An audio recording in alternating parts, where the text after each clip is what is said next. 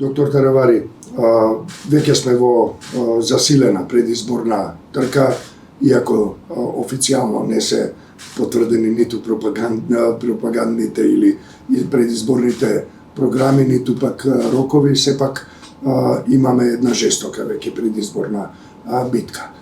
Како ќе ја оцените моменталната состојба политичка состојба во земјата, особено во контекст на тоа што не добиваме се уште датум за преговори, односно ми ги отвараме преговорите со Европска Унија поради блокадата од опозицијата, влегува веќе и други земји, меѓу кои Украина и Молдавија, на брзата лента кон Европска Унија. Накратко, каква е состојбата во Северна Македонија, во политичка, општествена смисла на зборот, особено во поглед на ова предизборно доба?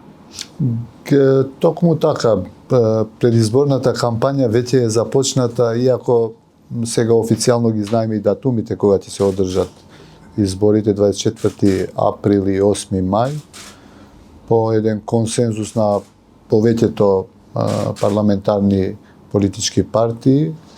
Меѓутоа, состојбата во Македонија за жал е некако безнадежна и депресивна, посебно после ова што не се случија уставните промени во Македонија и одредени држави, Молдавија и Украина, нели ги започнуваат, за Албанија се уште не се знае точно, а за Македонија дефинитивно после изгледа шансите за да се случат уставните промени се мали до избори, а после избори ќе остане многу тешка задача, имајќи во предвид дека влада нема да имаме до крајот на мај, а во јуни веќе се парламентарните избори во Европската Унија, а потоа на есен веќе се претседателските избори во Соединетите Амерички држави, така да влегуваме во еден период кој што ви велам некако е безнадежна за нашата држава, меѓутоа тоа е тоа.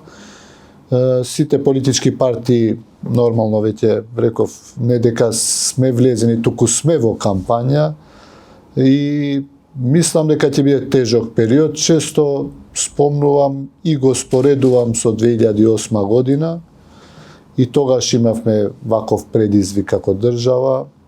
2008 година се вративме од Букурешт разочарани дека не прифативме одредена промена само за надворешна употреба за државата и ни треба, дојдовме на избори тука со ветување дека штом поминат изборите, веднаш ќе го решиме проблемот и веднаш ќе имаме решение и веднаш ќе бидеме членка на НАТО. И констатиравме дека ни треба уште 11 години за да се случи промена на името, не само за надворешна употреба, туку и внатре да се плашат да користат Република Македонија. За жал, многу полошо решение. Ни треба 11 години за да најдеме некакво решение и тоа ви велам со многу полош компромис за нашата држава. И повторно ја мислам дека се наоѓаме во таа точка, барем мој впечаток е, би сакал да грешам.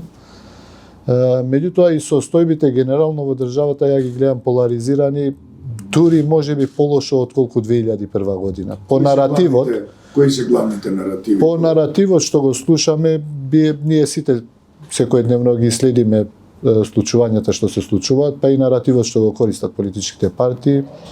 Ја често бев критикуван и како националист за тоа што велам дека можеби ќе влеземе во подлабока криза како држава после оваа што ни се случува со Европската Унија, односно после тоа што ние сами решивме да не го смениме уставот, односно да не ги започнеме преговорите, туку да бидеме Швајцарија, така велат одредени политичари сами, а ние дефинитивно немаме такви капацитети да бидеме како Швајцарија. И наративот кој што се користи, посебно од одредени македонски политички партии е разочарувачки. До сега јас сум многу горд што барем кај албанските партии не постои таков наратив. Меѓутоа нема никаква гаранција дека после 6 месеци, 1 година, 2 години оваа акција на ваков наратив нема да створи некаква реакција на поинаков наратив и да се отвараат теми кои што можеби ќе бидат тешки за разговор, меѓутоа не се табуни тие теми. Јас сум често го кажувал тоа како отвараме Пандорина кутија, влегуваме во се подлабока криза. Меѓутоа тоа е тоа, не зависи, некогаш требаат 80 гласови во парламентот за да се направат одредени промени и да влезевме во еден период во кој што веќе можеби ќе имавме некаков консензус, ајде да ги направиме итно и ургентно сите потребни реформи кои што ќе бидат надгледувани од некои кои што имаат поголемо искуство од демократија, тоа се европските држави без дилеми. Да видиме, ја би сакал и би посакувал барем и после изборите да имаме било кој и како да излезат резултатите, да имаме влада која што ќе го продолжи одот кон Европската унија. Ние невозможен ако немаме уставни измени.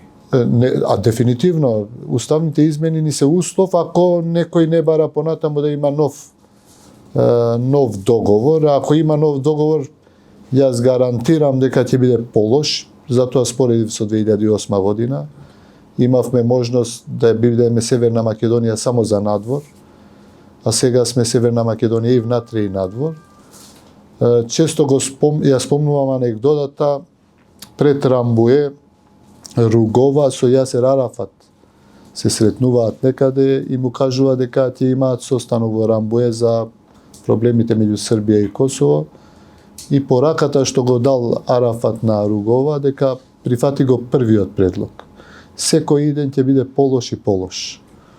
И за среќа Косово тогаш го прифати првиот предлог во Рамбуе. И за среќа таму отидоа работите многу подобро отколку кај нас и ја би сакал овој пат да продолжи по секоја цена после изборите, бидејќи немаме друга алтернатива или барем никој не ни кажува која е другата можна алтернатива ако не го изодиме европскиот пат. Во контекст на она што се случува на подолг рок во Гостивар и во општините кои имаат слична етничка композиција, како ќе оцените меѓуетничките односи, како ќе ги оцените во општината што ја раководите, особено во предизборен контекст, како живеат различните етнички заедници во Гостивар во овој период, кој е и проценката на успорените, односно блокираните евроинтеграции? Генерално Гостивар е мултиетнички град. Ја често велам Македонија во мало. Меѓутоа со многу добро меѓусебно разбирање меѓу етничките заедници што живеат во Гостивар. Јас би сакал да кажам, на пример, во Гостивар живеат 12% турци, турскиот јазик е официјален јазик во Гостивар.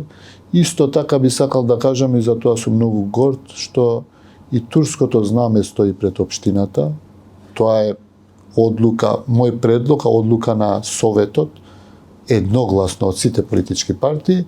И за уште нешто што сум многу горд е што ромското знаме се вее пред општина Гостивар како единствена општина во светот. Иако тие се околу 2% во градот, меѓутоа повторно со одлука на општинскиот совет со консенсус. Екстремни луѓе има секаде и во Гостивар има, меѓутоа некако се маргинални структури, бидејќи повеќето граѓани на општина Гостивар соживуваат заедно и за разлика од другите општини каде што различните етнички заедници се сегрегирани, се оделени овде и живеат заедно и одат по исти кафани, ресторани и некако не се спомнува оваа тема, некако како да е дежаву да се разговара во Гостивар на која етничка припадност припаѓа некој. Барем мој впечаток, оваа не е заслуга само моја и на моите претходни, нашите претходни градоначалници од, можам да кажам, од 2003-2004 година е оваа тема веќе некако не е ни битна и не се разговара. Во сите училишта наши, посебно во градот, се со паралелки кај што има на сите јазици, турски, македонски, албански, луѓето живеат заедно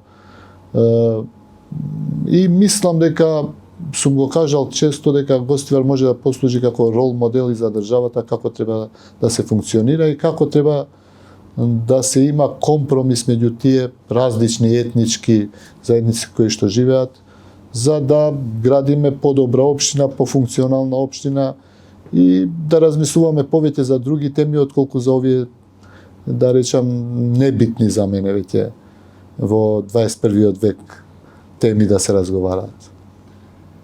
Во контекст на изборите, да се вратиме на прашањето за тоа како се однесуваат политичките ентитети во таа изборна трка. Познато е и во претходните изборни процеси, така и не само во Северна Македонија, дезинформациите се алатка на пропагандните кујни. Како ја оценувате ситуацијата, како мислите дека ќе се развиваат состојбите во поглед на дезинформацијските кампањи, особено ако имаме предвид дека националистичките наративи се интегрален дел на тие наративи. Како мислите дека ќе се развива оваа ситуација и што, дали можете да препорачате нешто на јавноста или можеби на институциите, како да се справат со оваа појава? За жал, навистина, веќе лажните вести и дезинформации се силна алатка, која што се користи последните посебно 2-3 години, посебно по социјалните мрежи кои што веќе се некаков наркотик за граѓаните кои што не може да бидат без и да живеат без смарт телефони. Меѓутоа и знаеме кои се, барем повеќето луѓе знаеме кои се извори на сите тие дезинформации и лажни вести. Ја не знам како тоа е уредено во другите држави, меѓутоа мислам дека и нашата држава мора да најде некаков меанизам како да се стопираат или да се оневозможат овие лажни вести и ширење на овие дезинформации. Знам дека кампањите се периодот кога највише се користат и ние сме поминале посебно од 2020 година парламентарни избори, 2021 локални и овие, да речам, блогови, потоа производство на лажни вести кои се шират екстремно, се злоупотребуваат од одредени цели. Мора да се најде некаков законски механизам да се казнат тие што ги споделуваат или ги произведуваат, или како да се превенира да не дојде до произведување на такви вести, бидејќи навистина ствараат состојба на несигурност, на лажно информирање на граѓаните, која што потоа може да има и лош ефекти врз изборот на нашите представници во парламентот, во конкретниот случај, бидејќи сме пред парламентарни и пред председателски избори. Некој троши многу пари за да произведува и да шири вакви вести. Целите се знаат кои се.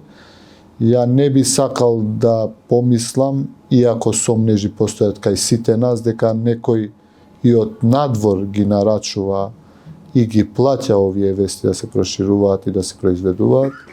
Меѓутоа, без да се има докази, сигурни не може да се каже.